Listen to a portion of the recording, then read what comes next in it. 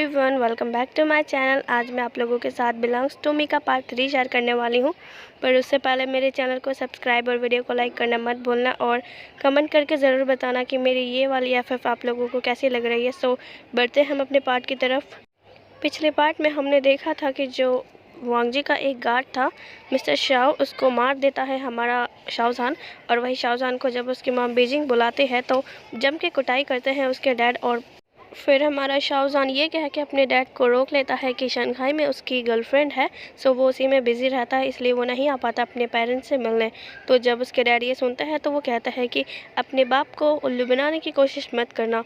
तो यहाँ पे शाओजान कहता है कि वो है और मैं उसको लेकर भी आऊँगा।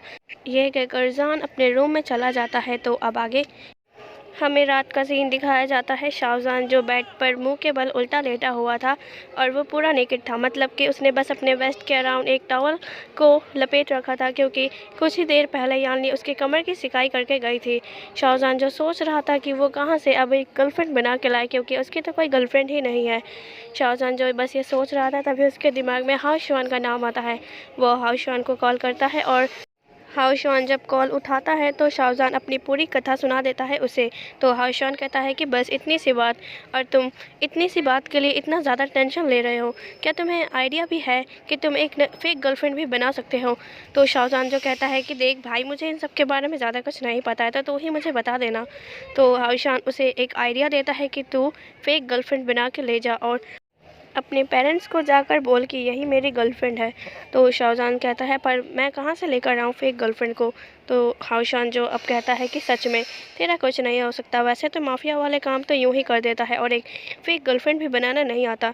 तो शाओजान कहता है कि देख, ज़्यादा बात को घुमा मत, बताना है तो बता, वरना मैं कहीं और से ट्राई कर लूँगा। तो फिर हाओ शुआन कहता है अरे बाबा गुस्सा मत हो, मैं अभी बताता हूँ।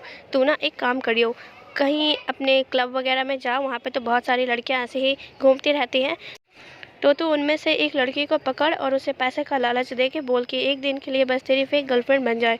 तो शाओजान कहता है तो क्या वो लोग मानेंगे मेरे इस बात को? तो हाओ शुआन कहता है कि तुझे नहीं पता, आजकल की लड़कियां पैसों के लिए कुछ भी करती है, तो तू बस उनको पैसे से लालच दे और वो फिर तेरी बात मान जाएगी। यहाँ पे शाओजान फिर डन कहकर कॉल को कट कर देता है और अचानक से बेड पे से उठ जाता है। बेड पे से उठने के चक्कर में वो तो भूल ही गया था कि वो तो अभी नेकेड पड़ा हुआ है, तो उसकी जो टॉवल है वो नीचे खसक जाती है, मतलब अब तो वो पूरा ही नेकेड हो गया था।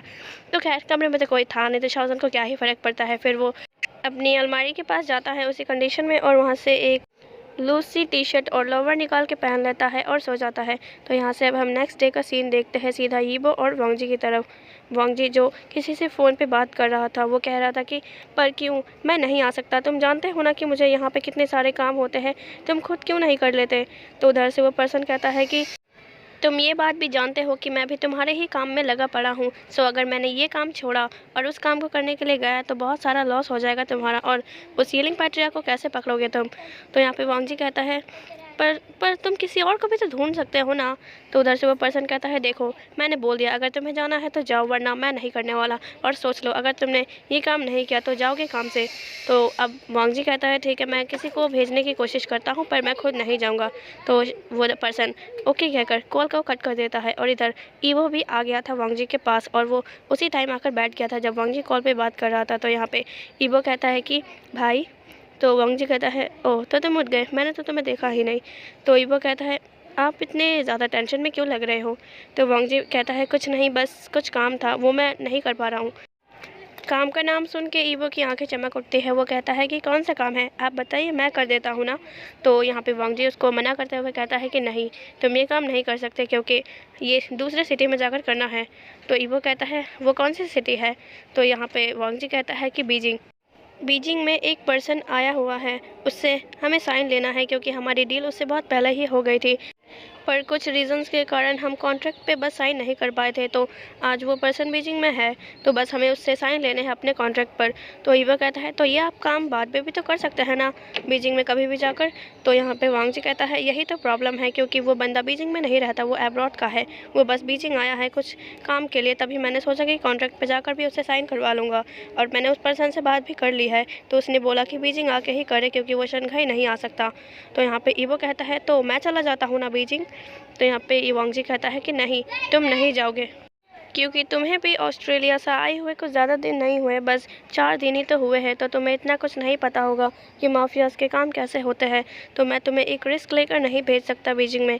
तो ईवो कहता है कि भाई प्लीज़ ना, आप मुझ पे थोड़ा तो ट्रस्ट करो। मैं 20 साल का हो गया हूँ और मैंने कितनी बार आपको बताया कि मैं आपसे ही ट्रेन हुआ हूँ, तो मुझे आते हैं ये सब, बस एक कॉन्ट्रैक्ट पे साइन ही तो लेना है।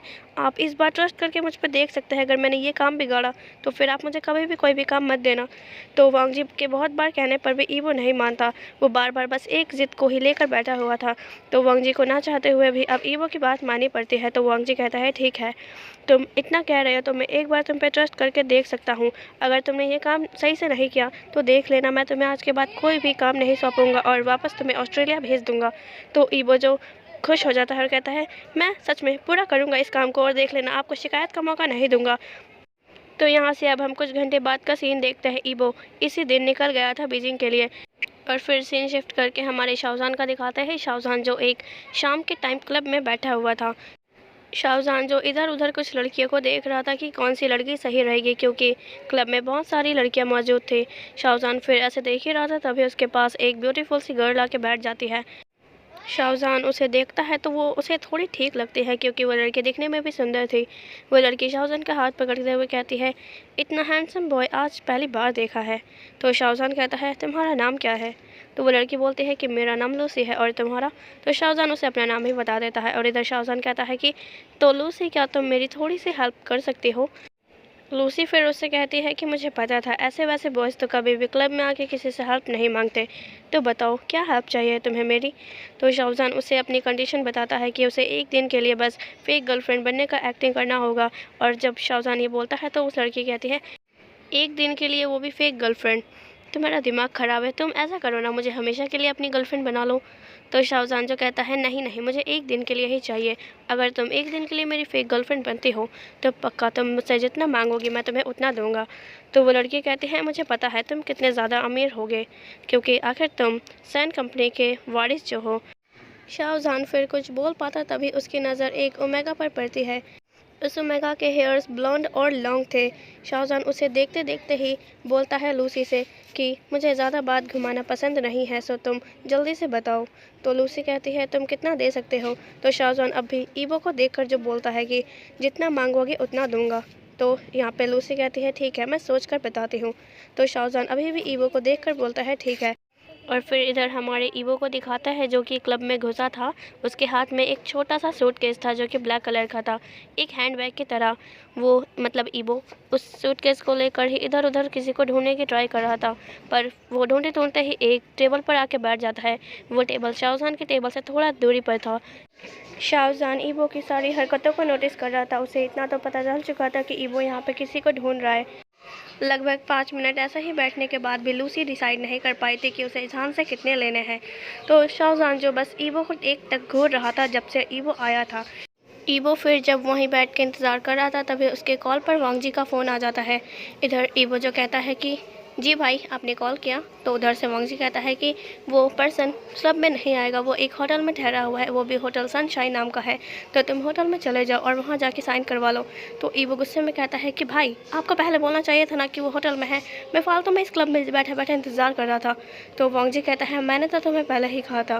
तो ईवो कहता है ठीक है मैं जाता हूँ। और क्या नाम बताया आपने, सनशाइन। तो वांग जी कहता है हाँ। तो ईवो फिर कॉल कट करके चला जाता है क्लब से बाहर।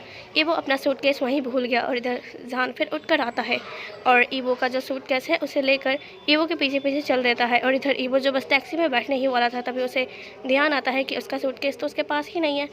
ईवो फिर वापस क्लब के अंदर जाने लगता है और इधर शाहजहान जो गेट से निकल चुका था। गेट क्लब का थोड़ा बड़ा था, इसलिए शाहजहान निकला तो ईवो घुस गया अंदर। यहाँ शाहजहान उसे बोलना तो चाहता था कि उसका सूटकेस मेरे पास है, क्योंकि शाहजहान को लग गया था कि ईवो अंदर गया है अपना सूटकेस लेने। और इधर ईवो जो इधर उधर ढूंढ रहा था अपने सूटकेस को, वो नीचे देखता है ऊपर देखता है पर उसे कहीं नहीं मिल रहा था। और शाहजहान भी उसे बताता नहीं, बस शाहजहान देखता है उसको ईवो को। तो तभी ईवो इधर उधर किसी से पूछ भी लेता है कि यहाँ पे उसका सूटकेस था, क्या किसी ने देखा। तो सब कोई कहता है कि नहीं। तो इधर शाहजहान फिर कहता है कि क्या तुम इसे ढूंढ रहे हो, उसने यानी शाहजहान ने चिल्लाकर बोला था ईवो से। ईवो फिर उस तरफ देखता है। शाहजहान ने ईवो का सूटकेस अपने हाथों में उठा रखा था और उसे दिखा रहा था। तभी ईवो कहता है कि हाँ वो मेरा है, प्लीज़ वहीं रुको, मैं अभी आता हूँ लेने के लिए। तो शाहजहान जो उसकी ये बात सुनकर उसके चेहरे पे एक डेविल स्माइल आ जाती है और उसके दिमाग में एक शैतानी सा आइडिया आता है। तो शाहजहान जो कहता है हाँ हाँ मैं रुका ही हुआ हूँ, जल्दी आओ। तो ईवो जो अब गेट के बाहर पहुँच जाता है। फिर शाहजहान कहता है तुम इसे उसी टेबल पर भूल गए थे तो सोचा मैंने लौटा दूँ, पर तुमने तो मुझे देखा ही नहीं। तो ईवो कहता है तुम्हारा शुक्रिया, मैं अगर इसको लेकर नहीं जाता तो मेरा भाई पता नहीं क्या ही हाल करता है मेरा। फिर ईवो उससे लेने की कोशिश करता है पर शाहजहान अपना हाथ घुमा लेता है और कहता है इतनी भी जल्दी क्या है लिटिल बॉय। तो ईवो जो उसकी तरफ देखता है और कहता है क्या हुआ, मेरा सूटकेस मुझे क्यों नहीं दे रहे तुम। तो शाहजहान कहता है ले सकते हो तो ले लो। तो ऐसा करके उसने हवा में उठा लिया था सूटकेस को। ईवो जो उसकी तरफ एक अजीब सा लुक बना के देखता है और उसके हाथों से सूटकेस लेने की कोशिश करता है, पर बेचारा ईवो कहाँ ही ले पाता क्योंकि शाहजहान की हाइट ईवो से बहुत ज़्यादा बड़ी थी। ईवो बेचारा तो उसके चेस्ट तक ही आ रहा था। ईवो कहता है कि नॉनसेंस, मेरा सूटकेस वापस करो मुझे। शाहजहान फिर कहता है कि मैंने तो कहा तुमसे लेना है तो ले लो। तो ऐसा कहकर उसने और ऊपर उठा लिया सूटकेस को। ईवो को अब गुस्सा आ रहा था। ईवो अब उछल उछल के लेने की कोशिश कर रहा था पर शाहजहान उसे और ज़्यादा ऊपर उठा रहा था। ईवो को अब गुस्सा आ जाता है। ईवो कहता है कि मैं पूछ रहा हूँ मेरा सूटकेस दे रही हो या नहीं।